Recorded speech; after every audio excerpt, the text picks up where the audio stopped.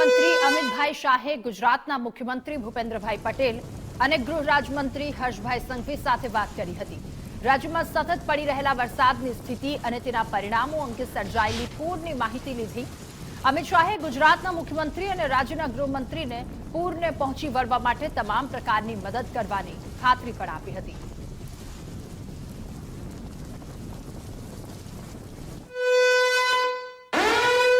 રાજ્યમાં અનરાધાર વરસાદની વચ્ચે મુખ્યમંત્રી ભૂપેન્દ્ર પટેલ એક્શનમાં। મુખ્યમંત્રીની અધ્યક્ષતામાં ઉચ્ચ સ્તરીય બેઠક મળી। મુખ્યમંત્રીએ સ્ટેટ ઇમરજન્સી કંટ્રોલ સેન્ટર પહોંચી અને શું રાજ્યની સ્થિતિ છે એનો તાગ મેળવ્યો। સ્ટેટના ડિઝાસ્ટર હવામાન વિભાગના અધિકારી પાસેથી તેમણે માહિતી મેળવી તો વરસાદ પ્રભાવિત જિલ્લાના કલેક્ટર સાથે મુખ્યમંત્રીએ ચર્ચા કરી। મુખ્યમંત્રી વિડીયો કોન્ફરન્સિંગથી સતત સંપર્કમાં રહેશે અને પાણીમાં ફસાયેલા લોકોને રેસ્ક્યુ કરવા માટે સીએમએ આ મીટિંગ દરમિયાન સૂચના પણ આપી। નીચાણવાળા વિસ્તારના લોકોને સલામત સ્થળે ખસેડવા સૂચના અપાઈ।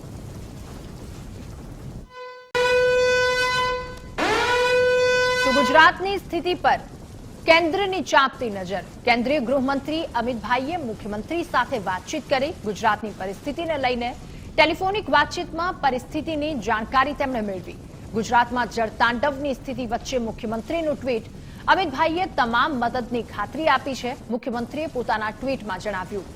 આ સાથે બચાવ અને વ્યવસ્થાપનના સ્તરે કેન્દ્ર સરકાર તરફથી તમામ સહયોગો મળશે તે પણ તેમના દ્વારા જણાવવામાં આવ્યું છે। બચાવ અને વ્યવસ્થાપનના સ્તરે કેન્દ્ર તરફથી તમામ સહયોગ પ્રાપ્ત થશે। મુખ્યમંત્રીએ પોતાના ટ્વીટમાં લખ્યું કે અમિતભાઈએ તમામ મદદની ખાતરી પણ આપી છે અને ગુજરાતમાં એક તરફ જળતાંડવની સ્થિતિનું સર્જન થયું છે। આ સ્થિતિ વચ્ચે મુખ્યમંત્રીનું ટ્વીટ સામે આવ્યું। ટેલિફોનિક વાતચીત થઈ કેન્દ્રીય ગૃહમંત્રી અમિત શાહ અને મુખ્યમંત્રીની। આ વાતચીતમાં ગુજરાતની શું પરિસ્થિતિ છે, આગામી પરિસ્થિતિને પહોંચી વળવા માટેના કેવા પગલાઓ તે તેમના દ્વારા ટેલિફોનિક વાતચીત કરવામાં આવી। આ તમામની વચ્ચે મુખ્યમંત્રી ભૂપેન્દ્રભાઈ પટેલનું ટ્વીટ સામે આવ્યું। તેમણે કહ્યું અમિતભાઈએ તમામ મદદની ખાતરી આપી છે।